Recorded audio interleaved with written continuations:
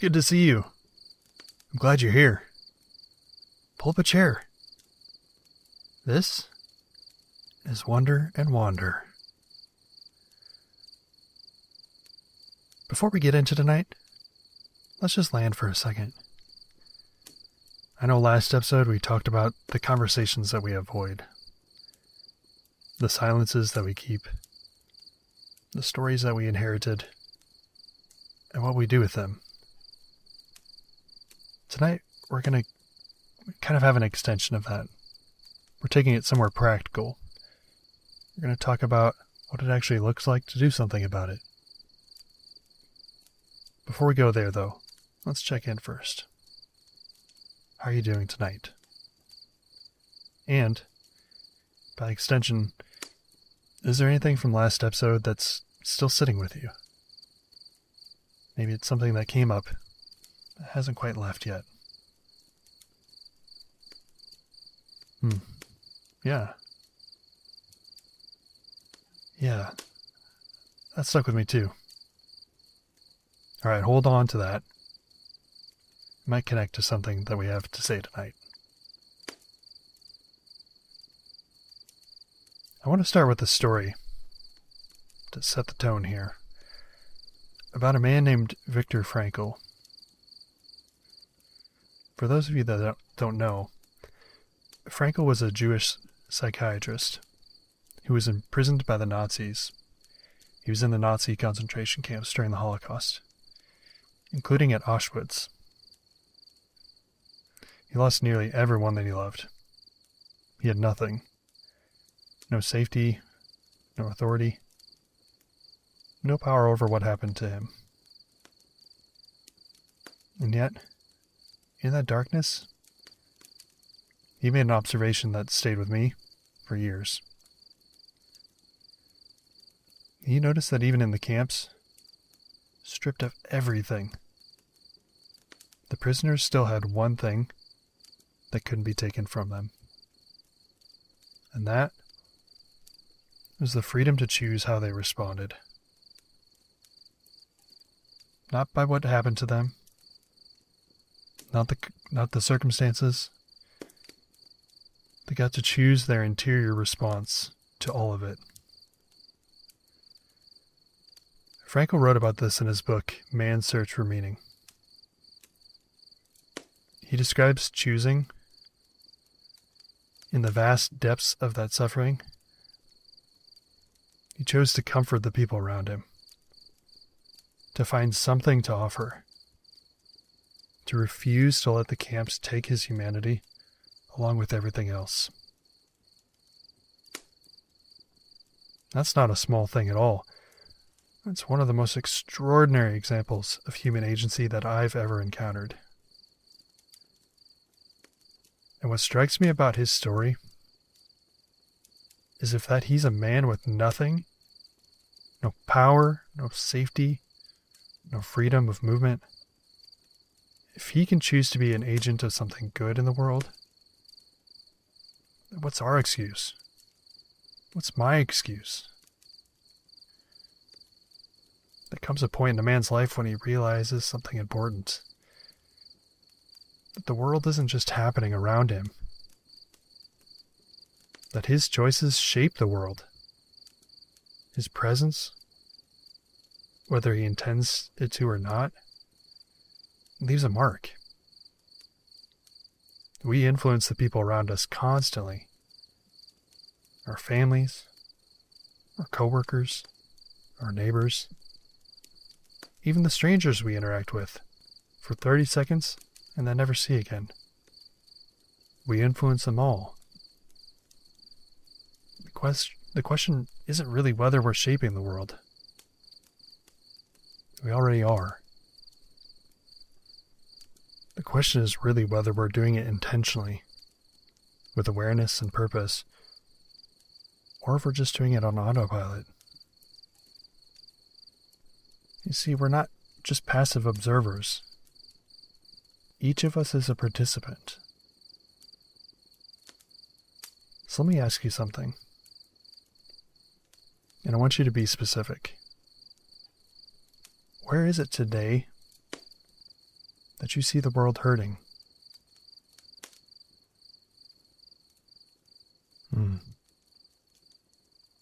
Yeah, I'm seeing that too. That awareness right there is not an accident. That's the beginning of your responsibility, of our responsibility.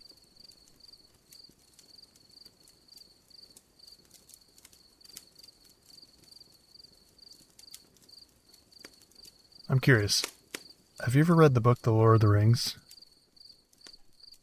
I read those books when I was a teenager, and they still remain amongst the most influential books that I've ever read. Do you remember how the story starts? Not with a hero, not with a warrior or a king, or someone who looks the part. It starts with a hobbit. A small, comfortable, thoroughly ordinary creature who wants nothing more than to stay at home and eat good food and be left alone.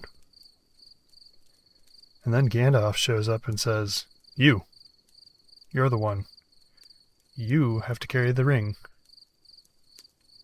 And Frodo's response is essentially, there must be some sort of mistake. I'm nobody. I'm from the Shire. I don't know anything about any of this. Find someone else. I really love that response because it's so honest. It's exactly what most of us feel when we're confronted with something that asks more than we feel equipped to give. It's easy to tell ourselves, someone else will handle it. It's too big for me. I don't have enough power. I don't want to get involved. Comfort has a way of making us feel like staying small is just being realistic. But here's what the story shows us that Frodo couldn't see from the Shire. The ring couldn't be carried by someone powerful. It had to be carried by someone ordinary. Someone who didn't want it. Didn't feel ready for it. Frodo was a guy who had every reason to say no. Tolkien understood something about how change actually works. It doesn't usually come through people who are already at the top. It comes through ordinary people who decide, at a cost to themselves, to show up. And history bears that out too. Most of the people who change things aren't extraordinary to begin with. They're just people who said yes, when it might have been easier to say no. History doesn't change because of comfort. It changes because of courage. So let me ask you something. Where have you been tempted to look away instead of leaning in?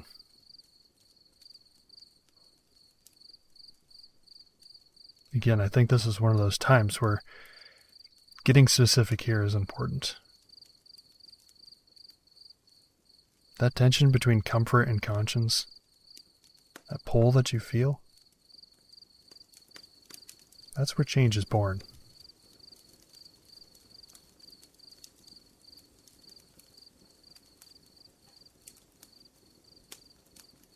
I want to talk about power for a minute. I know we touched on it last week. I think most men have a complicated relationship with that word. Some men feel like they have too much power. They're not sure what to do with it responsibly. Some feel like they have very little and wonder what difference they can make. And a lot of men are somewhere in the middle. Maybe we're not really taught to think about power at all. It's just something you used or didn't use, without any real reflection on how or why. Every man has some kind of power. Could be a formal authority, a title, a position, platform. It might be relational influence, the way your words land with your kids, your team, or your community. It might be financial resources, physical strength, the simple power of showing up consistently. There's a line from Spider-Man that I think most of us have heard. With great power comes great responsibility. It's become a bit of a cliche, but the reason it sticks is because it's true. Power that isn't examined tends to default towards self-interest. Not because the person is bad, but because it's the path of least resistance. The men who use power well are the ones who've asked, what is this actually for? Who does this serve? What am I protecting? And what am I building? Power can heal, protect, and it can build. And power can harm. Often without the person wielding it even realizing that it's happening. I want to offer you an image of what I think power looks like when it's being used well. Last week we talked about the bison running through the storm. The bison is also the podcast logo. And that wasn't an accident. Truth be told, I've always had a fascination with bison through my whole life. Probably has something to do with growing up in Nebraska, being in the plains, surrounded by the history of the indigenous tribes there. The more I've sat with it, the more I think that the bison is one of the best images we have for the kind of man that this podcast is trying to talk to. The bison doesn't announce its power. It doesn't charge every fence. It doesn't posture, perform, or need you to be afraid of it. It's just present, grounded, and unhurried. And yet, anyone who's ever been near a bison, they can see that there's power there. It's undeniable. It's just being held, reserved, available when the moment actually calls for it. The Lakota people, whose relationship with the bison is one of the most sacred in human history, they understood this. They didn't revere the bison because it was dangerous. They revered it because it gave them everything, completely, without waste, with the kind of dignity that asks something of the people receiving it. And that's the kind of power worth carrying. Not power that needs an audience. Not power that needs to win every room that it walks into. That's toxic masculinity. What I'm talking about? Power's there, reserved for when it's needed. Quiet the rest of the time. And used in a way that honors what it costs. Here's some practical ways to start using whatever power that you have a little more intentionally. In your home, ask your kids or your partner what they need from you. And actually listen to that answer without defending yourself. Even better, maybe noticing what they need and responding before they even need to tell you. In your workplace, use your voice to name something that isn't right. Some injustice that you see. Even when it's easier to let it go. In your community, show up somewhere that you haven't been. A school board meeting, a neighborhood event, somewhere where your presence would mean something to someone else. And with your money, even small amounts directed consistently towards something you believe in, that adds up over time. With your attention, put your phone down. Be fully present with the people in front of you. You might not believe it, but that's power too. So let me ask you something. What kind of power do you carry?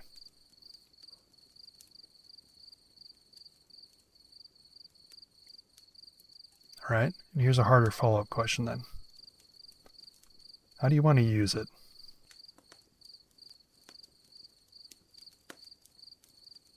That right there, that answer matters more than you think.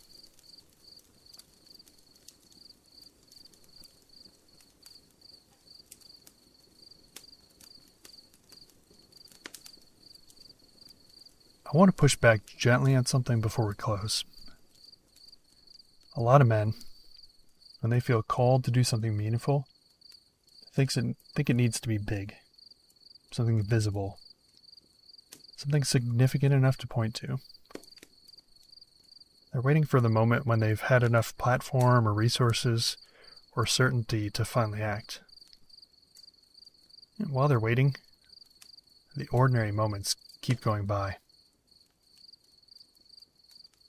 What I've seen in my own life and in the lives of men that I've worked with is that the most meaningful change happens in the accumulation of ordinary moments, not the dramatic ones. Change rarely happens in dramatic moments. It happens in daily choices, in how we treat people when no one's watching. That's where our character is. And what we tolerate and what we refuse to ignore.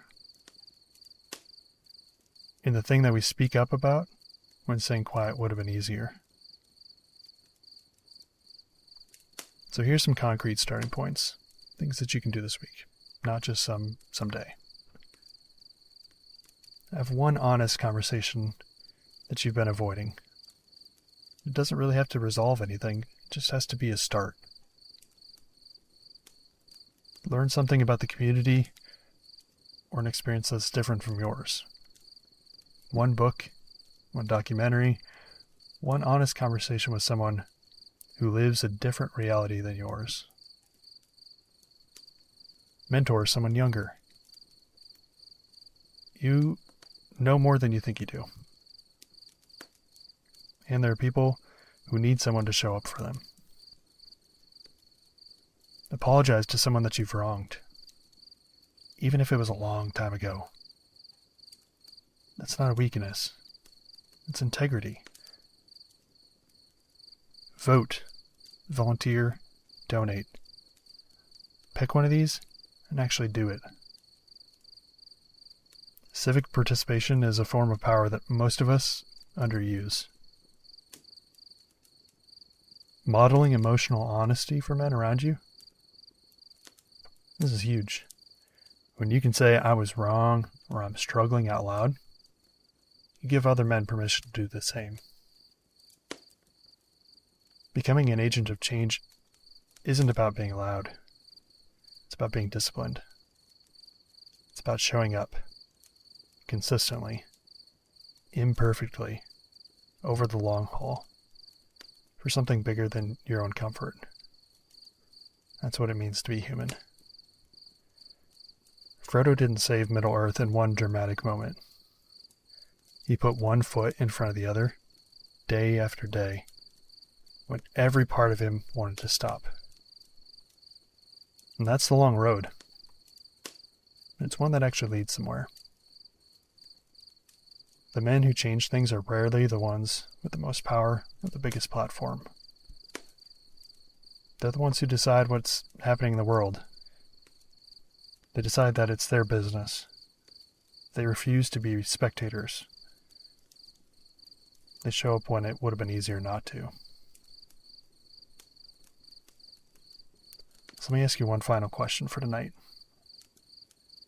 Practically speaking, what's one small way that you could make the world a little better starting this week?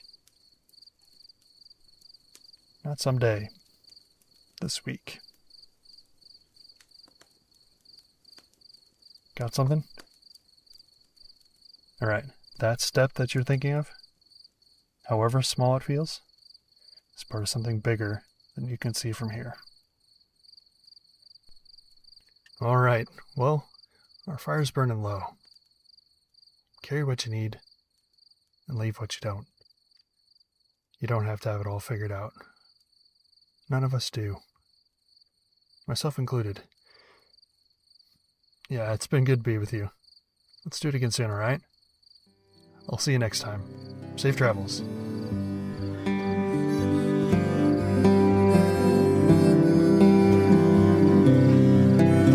That's all for today. Wonder and Wander is written and hosted by me, Mat Wuebben. Original music composed and performed by Calvin Armerding. If this episode meant something to you, think of one man who needs to hear it, and send it to him. And if you haven't yet, leaving a rating on Apple Podcasts helps more men find their way to the fire. New episodes every Wednesday. Wander boldly, wander freely.